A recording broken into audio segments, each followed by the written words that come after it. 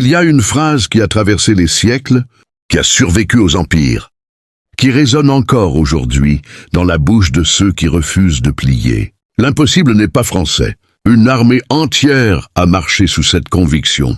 Des hommes affamés, épuisés, ont traversé des montagnes que personne ne croyait franchissables, parce qu'un seul homme avait décidé que le mot impossible n'existait pas dans son vocabulaire. Mais ce n'est pas le plus surprenant. Le plus surprenant, c'est que cette phrase ne parlait jamais de talent. Elle ne parlait jamais de chance. Elle parlait d'une seule chose, la décision. La décision de continuer quand tout dit d'arrêter. Et c'est précisément ici que commence cette histoire. Chaque jour, des millions de personnes se lèvent avec un rêve, un projet, une ambition qui leur brûle la poitrine. Et chaque jour, la majorité d'entre elles l'enterrent avant midi. Pas par manque d'intelligence, pas par manque de moyens, mais parce qu'elles n'ont jamais appris ce qu'est réellement la discipline. La plupart des gens pensent que la discipline, c'est une contrainte, une prison, quelque chose qui les empêche de vivre. Alors ils la fuient, ils cherchent la facilité, ils cherchent le raccourci. Et pourtant, la vérité est brutale. Il n'existe aucun raccourci vers la grandeur. Regarde ce qui se passe quand la motivation s'éteint. Un mardi soir de novembre, quand il pleut, quand personne n'applaudit, quand personne ne regarde, c'est là que tout se joue, pas sur scène, pas devant les caméras. Dans l'obscurité, quand plus rien ne pousse à avancer, sauf une décision prise bien avant. Voici ce qui est fascinant. Napoléon Bonaparte n'était ni le plus grand, ni le plus fort, ni le mieux né. Il venait d'une île modeste. Il parlait avec un accent que l'on moquait dans les couloirs de l'école militaire. Les autres élèves riaient de lui. Il aurait pu se résigner. Il aurait pu accepter l'étiquette qu'on lui collait. Il a choisi autre chose. Il a choisi de travailler la nuit pendant que les autres dormaient.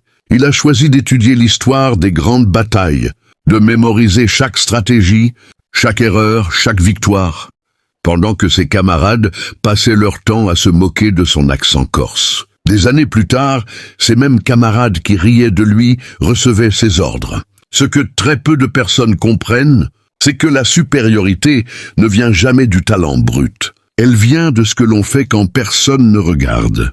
Pense à un boxeur, seul dans une salle vide à 5 heures du matin. Personne n'applaudit ses coups de poing dans le vide. Personne ne filme ses sprints avant l'aube. Et pourtant, c'est précisément cette heure invisible qui construira, des mois plus tard, la victoire visible de tous. La discipline n'a jamais besoin de spectateurs. Elle se nourrit du silence. Regarde. Ces basketteurs qui arrivent au gymnase des heures avant leurs coéquipiers, alors que les gradins sont vides, alors que personne ne compte leurs tirs. Ils ne s'entraînent pas pour le public. Ils s'entraînent pour l'instant où, dans un match décisif, leur corps saura exactement quoi faire, sans même y penser. Parce que ce geste aura été répété des milliers de fois, seul, dans l'ombre. Regarde ces acteurs qui répètent une scène 40 fois dans leur chambre. Sans caméra, sans public, simplement pour que le 41e essai, celui que le monde verra, paraisse naturel, évident, presque improvisé. Ce que le public appelle talent n'est presque toujours que la partie visible d'un iceberg de répétitions invisibles. Avant de continuer, il faut comprendre une chose essentielle. Le cerveau humain est programmé pour chercher le confort. C'est un mécanisme de survie hérité de milliers d'années d'évolution. Ton cerveau ne veut pas que tu souffres. Il ne veut pas que tu te lèves à 5 heures. Il ne veut pas que tu résistes à la fatigue. Il veut que tu restes en sécurité, immobile, confortable. Mais voici le paradoxe le plus puissant de l'existence humaine. C'est précisément dans l'inconfort que naît toute grandeur. Chaque champion que tu admires a dû un jour trahir cette voix intérieure qui suppliait de s'arrêter. Chaque conquérant de l'histoire a dû avancer alors que son corps entier hurlait de reculer. Imagine maintenant un homme au sommet d'une montagne, les poumons brûlants, les jambes tremblantes, à des centaines de mètres du sommet. Une voix en lui dit d'abandonner. Une autre voix plus profonde, plus ancienne, refuse. C'est cette seconde voix qui façonne les destins. Pourtant, la plupart des gens éteignent cette seconde voix dès la première difficulté. Ils appellent ça être réaliste. Ils appellent ça être raisonnable. En réalité, c'est simplement la peur déguisée en sagesse. Le véritable secret est ailleurs. Le véritable secret, c'est que la motivation ne dure jamais. Elle est un feu de paille. Elle s'enflamme un instant et s'éteint aussi vite. Ceux qui construisent des empires ne comptent jamais sur elle. Ils construisent des habitudes, des rituels, des routines si ancrées qu'elles fonctionnent même quand l'envie a disparu.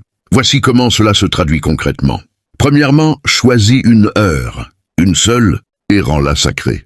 Que ce soit 5 heures du matin ou 6 heures du soir, cette heure devient un rendez-vous non négociable avec ton objectif. Pas d'exception, pas de négociation avec toi-même. Deuxièmement, réduis ton premier pas jusqu'à le rendre ridiculement simple. Si ton objectif est d'écrire un livre, ton premier pas n'est pas d'écrire 10 pages. C'est d'ouvrir le document. Si ton objectif est de courir un marathon, ton premier pas n'est pas de courir 10 kilomètres. C'est d'enfiler tes chaussures. La discipline ne commence jamais par l'exploit. Elle commence par la simplicité. Troisièmement, élimine la négociation. Le principal ennemi de la discipline n'est pas la paresse. C'est la négociation intérieure. Cette petite voix qui dit « Juste aujourd'hui, je peux sauter ». C'est cette phrase, répétée jour après jour, qui a détruit plus de rêves que n'importe quel échec. Quatrièmement, entoure-toi d'exigences. Regarde qui influence ton quotidien. Un homme qui veut devenir un lion ne peut pas passer ses journées avec des chiens de salon. L'environnement façonne la discipline bien plus que la volonté seule. Cinquièmement, mesure tes progrès, pas tes émotions. Certains jours, tu ne ressentiras rien, aucune motivation, aucune énergie. Peu importe. Ce qui compte, ce n'est pas ce que tu ressens. C'est ce que tu fais, malgré ce que tu ressens. Sixièmement, accepte l'inconfort comme un signal de progression et non comme un danger.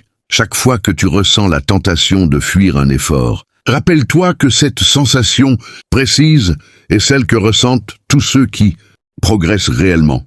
L'inconfort n'est pas un ennemi, c'est une preuve que tu es en train de changer. Septièmement, protège ton énergie du bruit extérieur. Les conquérants ne perdent pas leur temps à commenter la vie des autres, à envier des résultats qu'ils n'ont pas construits eux-mêmes. Ils dirigent chaque once d'attention vers leur propre chemin, parce qu'ils savent qu'un regard tourné vers l'extérieur est un regard qui ne construit rien. Regarde les plus grands athlètes de l'histoire. Ce ne sont jamais ceux qui ont ressenti le plus de motivation. Ce sont ceux qui ont continué le jour où ils n'en ressentaient aucune. Un sportif de haut niveau qui s'entraîne 5 heures par jour ne le fait pas parce qu'il en a toujours envie. Il le fait parce qu'il a construit une identité. Il ne se dit pas « je dois m'entraîner aujourd'hui ». Il se dit « je suis quelqu'un qui s'entraîne peu importe le jour ». C'est la différence fondamentale entre vouloir un résultat et devenir la personne qui obtient ce résultat. Et c'est précisément ici que tout change. Les gens ordinaires cherchent la motivation avant l'action. Les conquérants agissent avant même que la motivation n'arrive, sachant qu'elle suivra une fois le mouvement enclenché. Pense à une locomotive à l'arrêt. Le moment le plus difficile n'est jamais le trajet. C'est le premier mètre. Une fois lancé, la même énergie qui semblait impossible à mobiliser devient une force presque impossible à arrêter. C'est exactement ainsi que fonctionne la discipline humaine. Le premier jour est brutal. Le 10e jour est difficile. Le 30e jour devient une habitude. Le 100e jour devient une identité. Et à partir de là, plus rien ne peut t'arrêter parce que tu n'as plus besoin de te convaincre. Tu es simplement devenu cette personne. Mais attention, ce chemin n'est jamais linéaire. Il y aura des chutes, des jours où tu échoueras, des moments où tu retomberas dans le confort que tu avais fui. Ce que très peu de personnes comprennent, c'est que ce n'est pas la chute qui définit un conquérant, c'est ce qu'il fait dans les secondes qui suivent. Un champion ne se juge jamais sur ses victoires. Il se juge sur la vitesse à laquelle il se relève après une défaite. Napoléon a connu des défaites cuisantes, des retraites glaciales, des trahisons.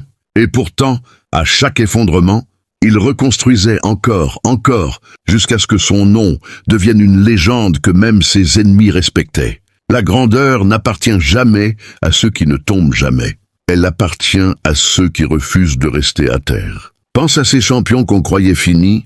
blessés, oubliés et qui sont revenus plus forts qu'avant, non pas parce que leur corps avait changé, mais parce que leur mental avait traversé une épreuve que la majorité n'aurait jamais supportée.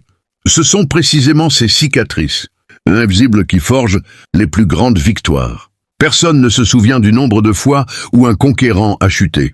Tout le monde se souvient de la dernière fois où il s'est relevé. Imagine maintenant ta propre vie.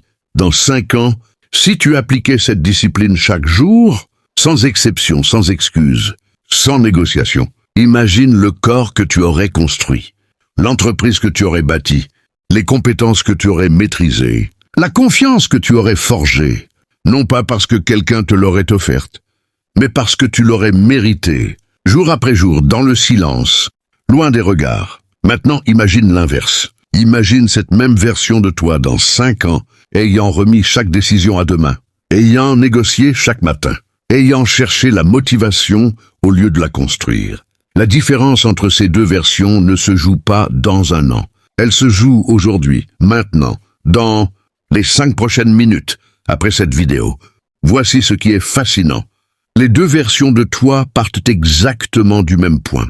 Le même corps, le même esprit, les mêmes 24 heures dans une journée. La seule différence, c'est la décision. Alors, voici ce que tu dois faire, dès aujourd'hui.